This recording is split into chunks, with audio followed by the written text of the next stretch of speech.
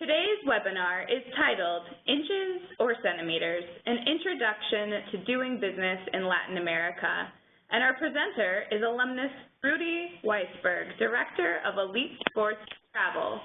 Since before graduating RIT, Rudy developed an interest for learning about different cultures in Latin America. His main career focus has been in the development of businesses in regions both in the public and private sector for companies and organizations ranging from the United Nations in New York and different government trade offices in Latin America, U.S. and European companies in industries such as entertainment, retail, insurance, and tourism. Rudy currently spends most of his time between Lima and Miami, from where he manages his regional business. Additionally, Rudy was recently appointed president of the Andean chapter of RIT's Alumni Association. Welcome, Rudy, and thank you for being with us today. Let's get started with our webinar. Well, thank you, Erin, and thank you all for participating and for your interest. You have all made an effort to be here, and I hope that by the end of this almost hour-long seminar, you will have a better understanding of the most important aspects of doing business in Latin America. Certainly, many of the concepts we will be discussing today could also be applied to other regions of the world. And although my professional experience is primarily in Latin America, North America, and Europe, I'm sure those of you interested in doing business globally will find some of these concepts helpful as well. Please feel free to ask any questions you may have. I may not have the answer to all, but we'll be happy to share with you what I do know and perhaps be able to point you in the right direction. You will have my contact information at the end of the webinar, and I encourage you to reach out to me later on if you come across an idea or if you'd like to have someone to bounce off ideas with on a business project that involves international markets. It will be my pleasure to help in any way I can. As Erin mentioned, I am honored to be part of the great RIT alumni family, and it is my experience that anytime I reach out to other RIT alumnus, I got answers, and most importantly, I felt like I had a very powerful network of professionals willing to help other RIT alumni like myself, regardless of your profession, your location, or your industry. About 2 years ago, RIT's Alumni Andean chapter was established, and I am sure that I speak for our board and for all of our members when I say that we are here to help you and also to further develop and strengthen our alumni network. Our chapter will soon be part of RIT Alumni's LinkedIn account, so you will be able to find us there as well. So, what does it take to develop business in Latin America? Well, several things, as you can imagine. And the purpose of this webinar is to give you a glimpse or a broad idea of the different aspects to be considered when entering or expanding into these markets. We will not be going into too much detail since this is an introduction to this topic, and hopefully this webinar will give you a better idea of the different things to take into consideration when thinking of doing business out of border. Now, to have a better idea of our audience today and of your possible expectations out of this webinar, we will have a couple of poll questions that we would very much appreciate you answer so that I can try to address any specific concerns or interests you may have. Now, here we go. How many of you have heard stories of large and successful businesses that failed when trying to enter new markets? It is quite common for businesses interested in expanding into new markets to assume that because their product or service is highly appreciated in their current market, mainly their home market, they will also generate good revenue and profit by entering new markets. Well, if it only were just that easy. And of course, any of us could think of some of these issues take into consideration. Things as simple as the electric current. Is it the same voltage as in the U.S., or do I need to bring an adapter? Or about the climate. Does it get as cold or as hot or stormy, rainy, snowy as it does in the U.S.? Well, I can assure you that there is no one single country in all of Latin America that gets as much snow as Rochester does in any given year. How about language? You say, well, they understand English, right? Don't they? It's just Spanish what they speak down there, is it? Or how about, should I bring U.S. dollars, and because they just take U.S. dollars, right? Well, and how about a visa to travel to to Latin America from the U.S.? Do you need a visa? Maybe you do. And there are, of course, more complex issues such as cultural, religious, political, and other issues that may have a direct impact on the feasibility of doing business in a particular country or region within Latin America. And there are certainly certain other business-specific matters, such as import-export regulations, tariffs, shipping and payment terms, local taxes, currency exchange rates, the U.S. dollar versus the local currency, interest rates, and then, of course, you have to consider your local logistics, such as warehousing, distribution, customer service, which is key to ensure quality standards and to avoid a reputation or corporate image damage. With social media today, it can make you or break you in an instant. You know, it can generate a public relations nightmare for many companies in a matter of seconds. So all this is just to give you a glimpse of the different matters that must be taken into consideration when thinking of doing business globally, regardless of the market you intend to do business in.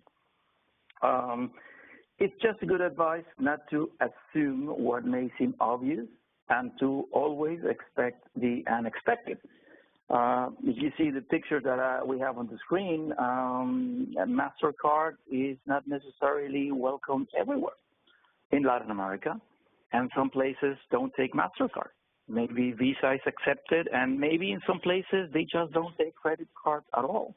So it is smart to bring some cash with you, some U.S. dollars and some local currency as well, because you sometimes just don't know what you're going to face. Always expect the unexpected. It happens that flights can get delayed or canceled. A few years ago, I had an anecdote. I was in La Paz, Bolivia, and I was told that the last flight out of the country was leaving that very evening because of a political situation. So I had to rush to the hotel, grab my suitcase, and try to make it to the airport. And I finally made it to the very last flight that left La Paz that day. And it was an anecdote. Everything went fine, but it's just things that happen when you travel around the world on business. An additional piece of good advice is to know where the U.S. Embassy is located and the local emergency numbers. Now, this isn't necessarily to seek protection or to know where to run for cover, but just in case you lose your passport and you need an emergency one issued so that you can leave the country.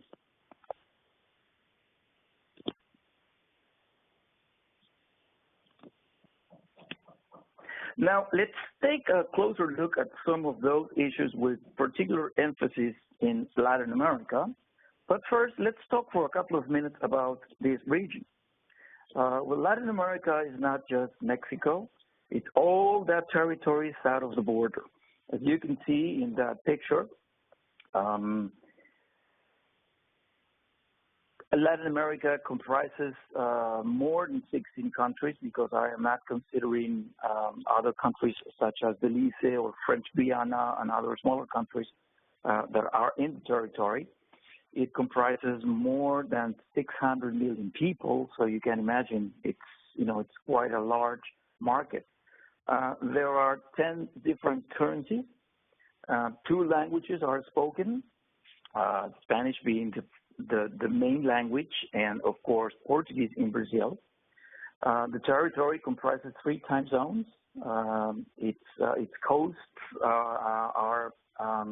have access to 2 oceans, and out of the 190 or so microclimates that there are in the world, the region has more than 180 microclimates.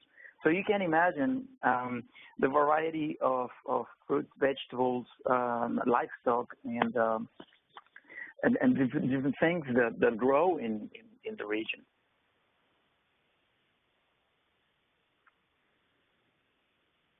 Let's take a look now at going from the north further south. We have Mexico.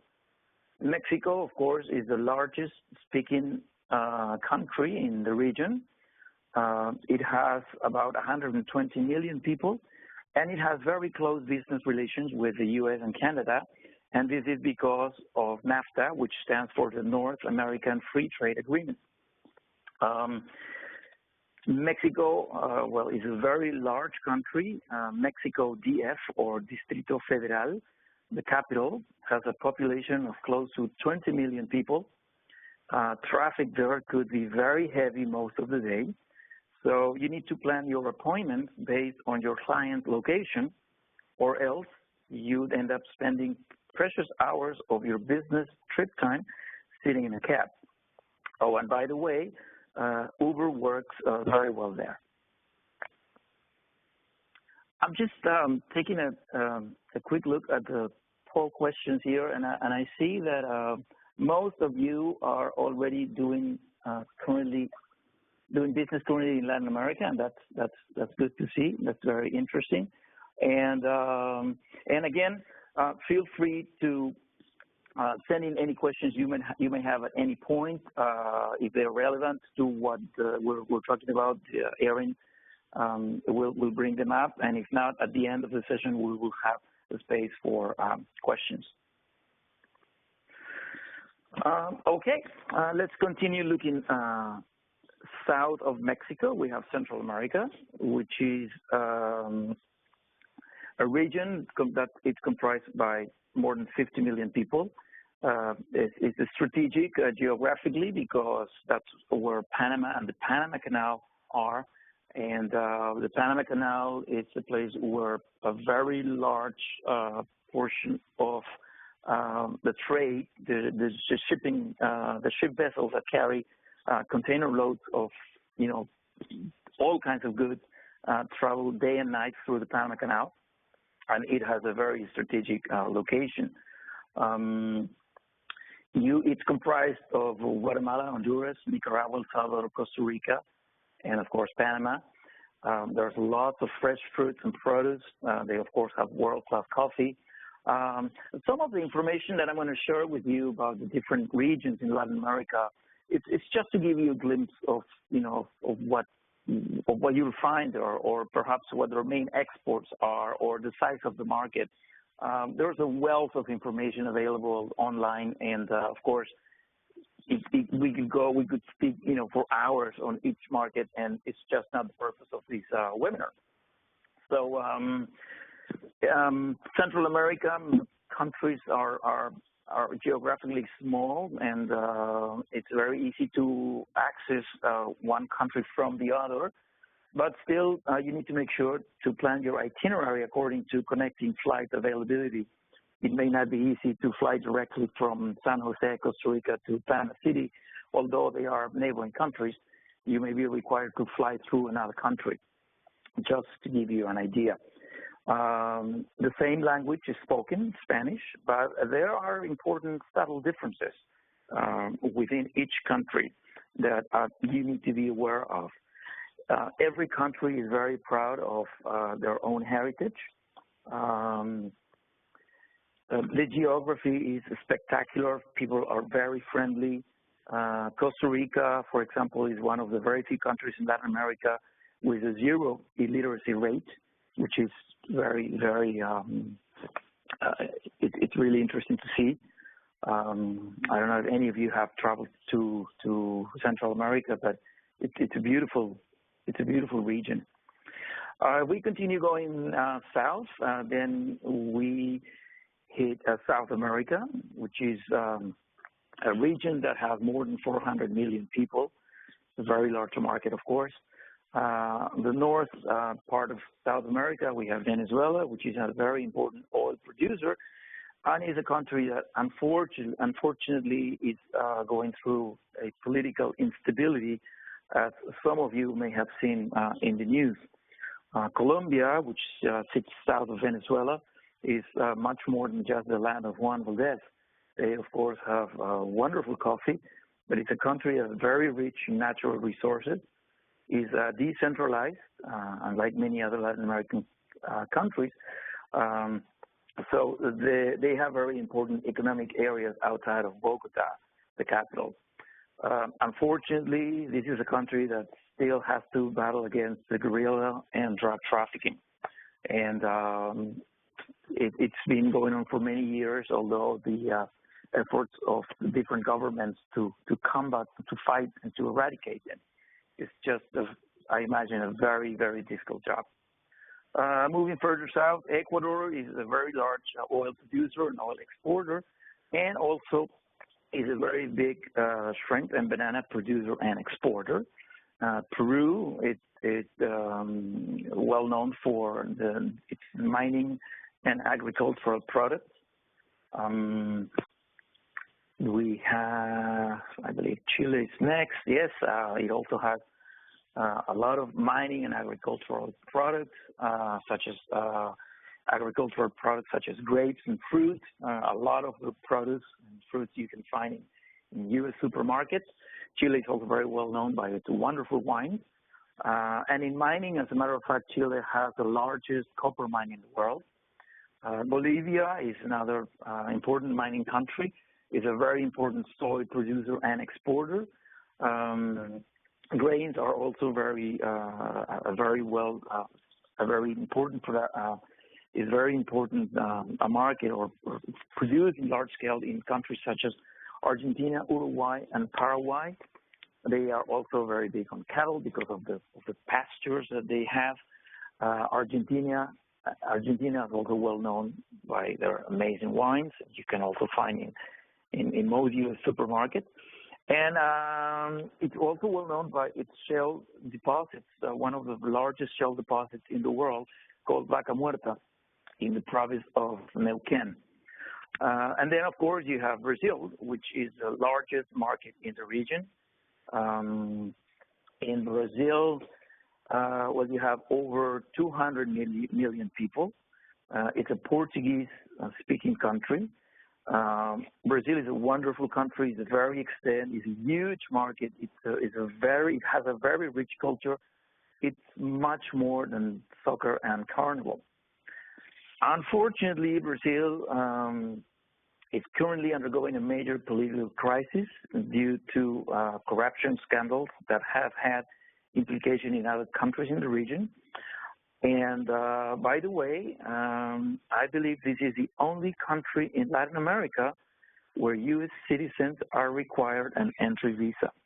So if you plan a trip to Brazil, make sure to contact the local embassy or consulate and get your visa.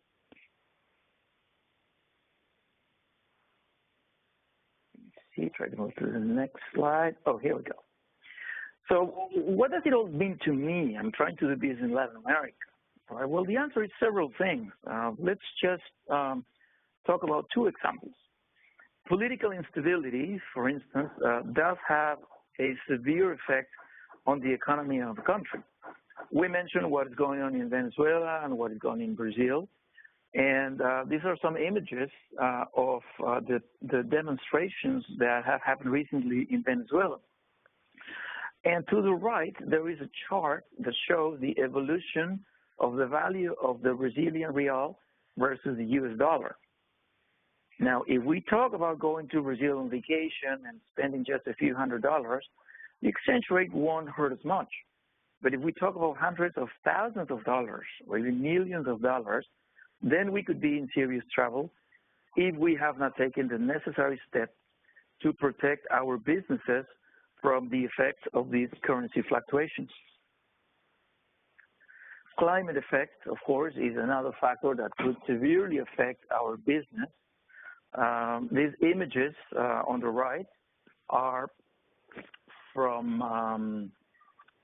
our border province of Trujillo in Peru to show the devastation that the El Nino coastal effect had in that area. Now, Trujillo is an area that produces most of the asparagus that is imported in the U.S. And if you wonder, well, how does it impact me? Well, just go to Wegmans and see the price of imported asparagus, well, if you can find any, that is.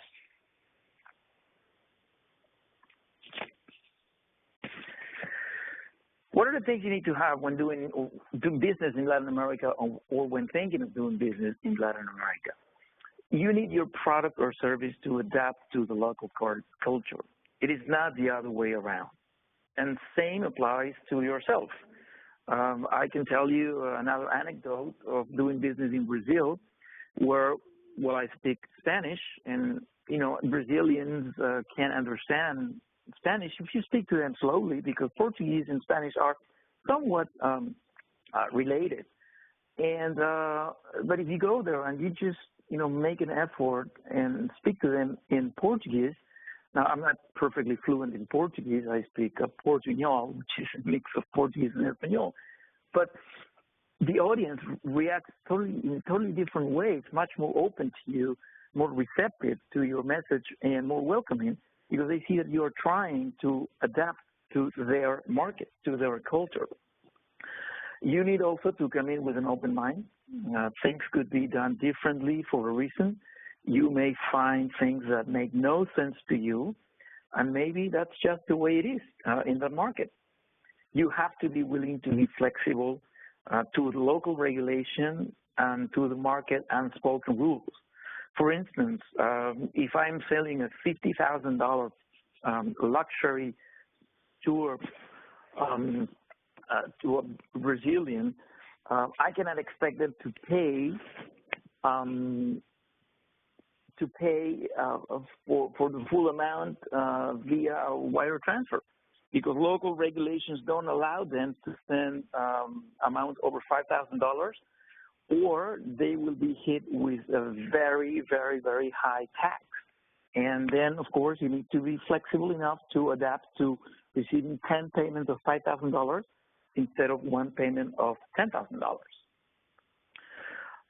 You need to have vision and creativity. Those are equally important aspects to take into consideration. And of course, you need to be business savvy. You need to keep an eye on interest rates, on the cost of credit, on the exchange rates, and of course, on competition.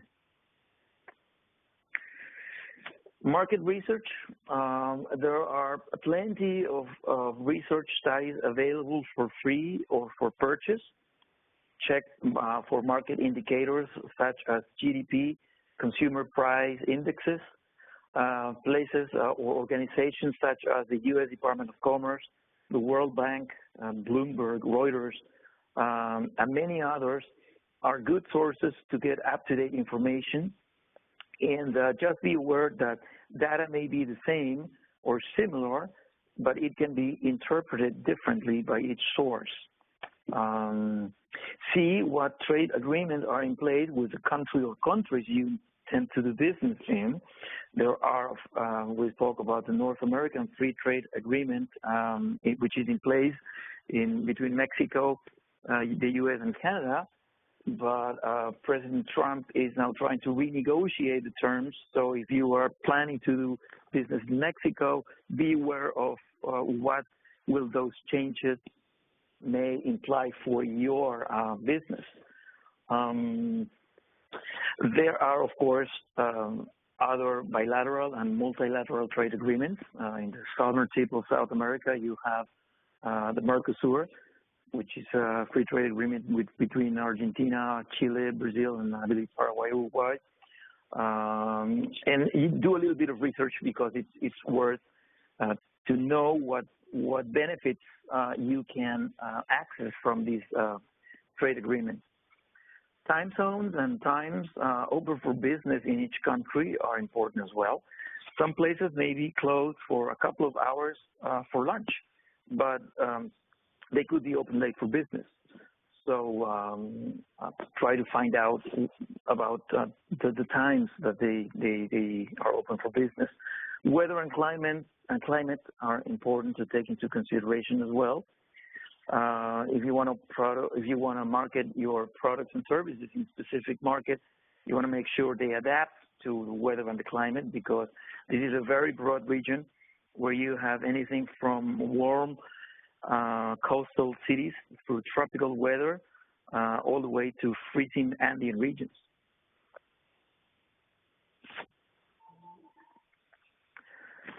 If you want to do business in this region, you need to go there. See the people, spend time with them, let them know you, get to know them. I can't stress enough the importance of a face-to-face meeting. People appreciate it when you take the time and make the effort to visit them. They feel appreciated and given the importance they deserve. This is how you build rapport and little by little start to earn their trust. And it's also very important because you start to get a good feeling about the person and company you intend to do business with. Show them what you bring to the table, not just your product or service, but perhaps your know-how or experience in other markets that could be of help to your potential new clients or business partners. Don't be disappointed if 90% of a business meeting is spent speaking of things other than business. It could happen that during that time, your counterpart has been trying to make up his or her mind if you are someone they can trust. But make sure to walk out of that meeting with all the important points covered. But again, don't be surprised if these are addressed at the very end of the meeting. It could happen. That's just the way things are. Business is done down there. There is a culture of mañana, and there is no way around it. Just deal with it, be patient, and that's just the way it is. Make sure you cover all your logistic aspects. Consider distances, access. Not all places have highways or efficient means of transportation for goods. So would you need special packaging to protect your goods? Or would you need not to extend certain weights in each crate so that they can be lifted by persons instead of by lift trucks? Another key aspect, just dropped my microphone, sorry. Okay. Another key aspect is to find a suitable local business partner. And I mean a partner in each and every sense of the word. Look for people that are willing to protect your brand as if it were theirs. Look for partners that are willing to share losses as well as profits. Look for long-term business partners who are willing to go the long way and not just to take advantage of an immediate opportunity you may present.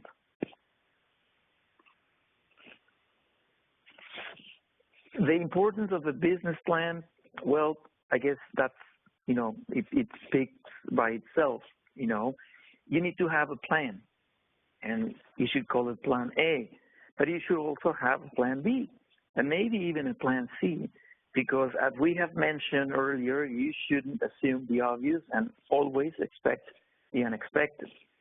Know your market. Get a hold of market research. Make your own if you can. Use your common sense and good judgment to evaluate the market. Do your SWOT analysis. Get updated information on your market sales and of goods or services. Look up for tendencies. Check out your competition, both direct and indirect. Understand their unique selling propositions and why they are in the market. And of course, you need to secure your startup and working capital. You need to project your cash flow in pessimistic, realistic, and optimistic scenarios. Get your numbers right, and be prepared to adjust them as need be.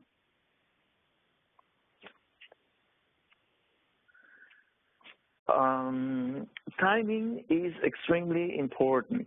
You, again, need to do your research, of course. You need to evaluate trends in supply, in demand, and pricing. If you are shipping goods into this market, make sure to send them ahead of time, as it is common to have delays at customs. Your goods could be selected for inspection at random, and it could take weeks to clear them from customs if the local authorities find any inconsistencies between the products being shipped and the documents. So when you evaluate a new market, always consider cultural product adaptation to the local wants and needs and the regulations. You may find that some aspects that are really important for us in the U.S. May not be that relevant in other markets. For instance, safety standards in the U.S. are second to none. You know, we certainly lead the way in this and in many other areas such as technology. But we may find that some markets are not willing to pay for that extra safety feature or for that higher storage capacity or that certain type of packaging material. Maybe it's not permitted in the country. I don't mean that we should lower our standards, but we need to take into consideration what the market can absorb in terms of product features, in terms of quantities, and ultimately in terms of price, which is, of course, a very important factor. So this is pretty much what I wanted to share with you today. I am now open for any questions you may have. Erin, I don't know if you are going to be moderating. If you want to Yes, thank you, Rudy. And we do have some questions for you from today's webinar. So our first question comes from Shazad. He is interested in knowing, he says, we have been exporting all over the world for 30-plus years. We do have some importers in South America, but are having a hard time enhancing our market base. How do we do so? And his question is specific to how do they find new customers? Oh, well, thank you very much, Yusuf, for your question. That's a very good one. It looks like you guys have plenty of experience doing business internationally, and that South America is presenting a little bit of a challenge to you guys. Well, it all depends. A lot depends on your business model. I mean, do you sell direct to your the customers there? Do you normally sell through distributors, through an importer? Do you have exclusive representatives in other markets? There are many things that you need to take into consideration.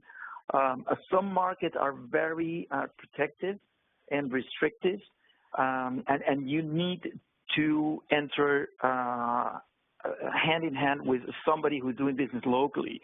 So you might need to research who would be the most suitable partner for your products or your company in different markets. You know, I wouldn't encourage you to have just one distributor for all the region because, as you have seen in the presentation, there are differences between Mexico, Central America, South America, Spanish-speaking, Portuguese-speaking, like Brazil, which is a huge market, is very lucrative, is a very attractive market for many of us. But again, you need to perhaps you need to find the right partner. In my years of doing business with Brazil, for instance, I realized that the best way to do business there was with the help of a local partner. Because as much as I speak a little bit of the language, I'm not there. I don't speak. I don't understand fully the culture, and the same could be for other markets. So it depends on the product or the service that you sell there, and you will have my contact information on the next slide. So as a matter of fact, I'll put her up right now. And feel free to give me a call or send me an email, and I'll be more than happy to help you find a way into Latin America. Erin, are any other questions? Yes, excellent. Our second question is, what have been your most successful business ventures in Latin America, and which countries have the lowest barrier to entry? Wow, what a great question. Thank you so much. It's really hard to point what would have been my most successful experience in Latin America, because it really depends on what you use to measure success. I can say that I've been very successful in perhaps getting payment from a country that was in a major political chaos, and where the banks were closed, and I was able to manage to get payment from this company in this country, and that could be a major achievement, you know. But on the other hand, a major achievement could also have been to bring products and services that were not available to a particular market. So it really depends on what you measure or how you want to measure success. In general, I can tell you that I have been really blessed, you know, to be able to work in this market. It's a wonderful place to do business. You need to be aware, of course, you need to be aware of who you do business with. But in general, people are very friendly. It's a wonderful culture. You need to know who you can trust, and it's something you develop, you know, with time. You need to go down there. You need to have, you know, face-to-face meetings, as I said. Be aware of the currency exchange fluctuations. Be aware of regulations that could change suddenly. You want to make sure not to be too exposed in certain markets. But in general, I think it's been a successful experience, and I'm very happy working in that region, and I see myself working there for many more years to come. I hope I was able to answer your question. And anything else, Erin? That was perfect. Our next question comes from Mike, and Mike says they sell telecommunications products mostly for cable TV markets. His main market success has been in Bolivia, but could you recommend other countries that might be upgrading their infrastructure and have the money to spend on products like these? Thank you, Mike. Yeah, certainly. Telecom has been and probably still is a very attractive industry in Latin America. Bolivia, it's an important market for you, and perhaps that is because they didn't have a fully developed communications infrastructure, so there was an opportunity for your company to enter that market. Currently, I couldn't think of any country that doesn't have or is not up to standards in terms of telecom. You have very large companies like Telmex in Mexico, owned by Carlos Slim, one of the richest men in the world, and they have operations in many countries in Latin America. The same goes for large companies from Brazil, or Telefonica from Spain has been present in the region for many, many years. But that doesn't mean that there are no opportunities for you in different countries. Peru, for instance, the market has been dominated by Telefonica and Claro or Telmex, but there are still business opportunities. Perhaps, you know, these other companies have 60 to 70% of the business, but there's still, you know, a percentage of the market that is not attended, or that they may have special needs that a company like yours may address. And if you're able to provide the market with those specific needs that the large guys can't, because of they were not flexible enough due to their size, due to the magnitude, there could be interesting opportunities for you. A lot of information is available online on the web. Most of Latin American countries have information available on their telecommunications, either on their ministries of communications or transportations. That could be, if you speak some Spanish, or if you have someone who speaks Spanish, you can look for some information there.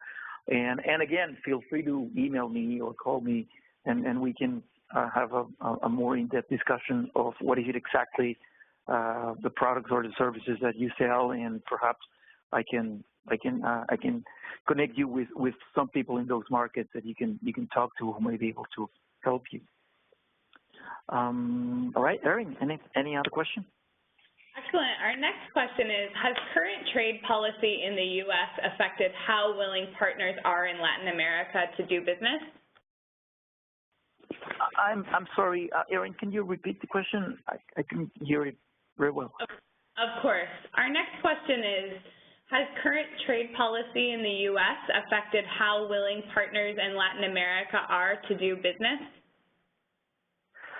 No, I don't think so. The U.S. continues to be perhaps the most important market for Latin American exports. And I would say Latin America has been doing business with the U.S. For many, many years. And this is just part of doing business globally. Right now, of course, we hear that there may be changes in different trade policies, like NAFTA, for instance, but that has been happening all along in Latin America. So we are used to changing rules and to adapting to new conditions. So I don't think that it has affected. There is some concern, of course, because you want to make sure that you have, the rules and the regulations remain in effect, or you want to make sure that you understand them and that you know exactly what to expect when doing business with another country. But I wouldn't say that it has affected trade with the U.S. And I think, if anything, trade will continue to grow and expand. And we are, a very important market, Latin America to the U.S. and the U.S. to Latin America, and it's very well integrated. But it's a very good question, by the way, and thank you for it. Excellent. Do you have any more? Yes. Our next question is, how do you navigate employment resources in different Latin American countries, and are there resources that you can recommend? Yeah, sure. If I understood correctly, the question is, if you are looking for a job in Latin America, like where to look for opportunities. If that's what you meant, there are. I think the question more revolves around how do you effectively recruit talent in some of these countries, and are there some shared resources in the region to look for talent to grow your business and your efforts? Oh, okay. Well, there are a very good source of access to talent are different associations. There are several associations in every country in Latin America that you can approach, and you can find what companies are perhaps the most respected, and you can make contact with them, and you can get to know each other, and you can start developing a network of contacts in the region. If you are looking to attract talented professionals from Latin America, you can very well use websites like LinkedIn or Glassdoor. You can post ads, and I'm sure you'll have a lot of responses. And of course, if you're looking to hire, there are human resources companies. Some of them work regionally. Some of them are even from the U.S. that have offices in Latin America, where you can that you can contact and try to find talent in the region. Excellent. Our next question comes from Ed, and Ed would like to know, they manufacture in the EU and in the U.S., and he wants to know which product source would Latin America be? I'm sorry, Erin, again. I couldn't hear you very well. It was something about manufacturing sourcing. Can you please repeat the question? Yes, not a problem. So Ed would like to know, he says that their companies manufacture in the EU and in the U.S., and he'd like to know which product source would Latin America be more open to between the EU and the U.S.? Oh, wow, that's a great question. It depends. It depends on the product. And I'll give you an example. I am in talks with an Italian manufacturer of fire prevention, fire extinguishing products, and also in the explosion prevention and containment. And we found out that, for instance, most countries in Latin America are more inclined to follow U.S. standards than European standards. Okay, but that applies to that particular industry. It doesn't mean that it's the same for all of them. There are some products that it really doesn't matter, that U.S. and European standards are equally welcomed and appreciated because, you know, they are high quality standards, high safety standards. So it would depend on the product and the market. But in general terms, perhaps, you know, you can say that we are more exposed to U.S. standards, but more and more European Union standards are quite welcome because, you know, those are great standards as well. But, and again, it depends on the industry. Excellent. And if you have any additional information for Ed, he added that they manufacture doors, hardware, and security products. Oh, okay.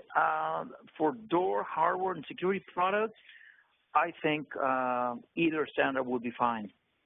You know, because a lot of the regulations or a lot of the government agencies or organizations that set the standards for import of